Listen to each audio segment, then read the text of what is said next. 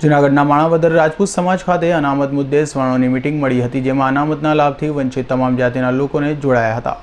માણાવદરમાં સર્વબિન અનામત કે જેઓએ સવર્ણ તમામ જ્ઞાતિજનો કે જે અનામતના લાભથી વંચિત છે તેઓની તમામ જ્ઞાતિજનોએ એક ગુજરાત વ્યાપી સહી ઝુંબેશના સંદર્ભમાં આજે માણાવદર રાજપૂત સમાજ ખાતે તમામ જ્ઞાતિના આગેવાનોએ એક આવેદનપત્રમાં સહી કરી તેમાં જણાવ્યું કે જ્ઞાતિ આધારિત અનામત નીતિની ખોટી વ્યવસ્થા કરીને લાખો બિન અનામત જ્ઞાતિના યુવાધનને હળહળતો અન્યાય થાય છે।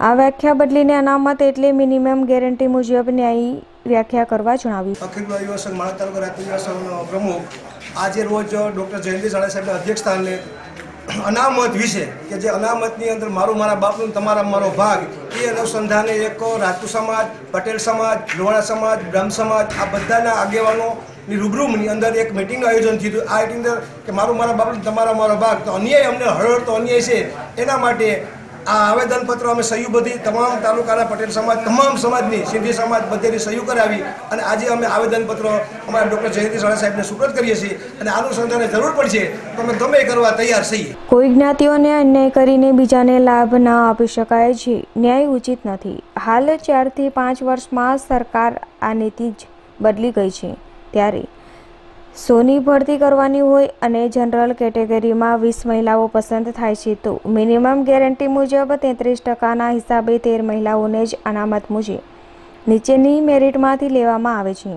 જો 100 વ્યક્તિઓની ભરતીમાં 35 મહિલાઓ હોય તો પછી મહિલા અનામતમાંથી નીચેથી મેરિટમાંથી કોઈને લેવાની જરૂર નથી। તે જ રીતે અનામતમાં તમામ માટે અનામતનો અર્થ આ જ છે।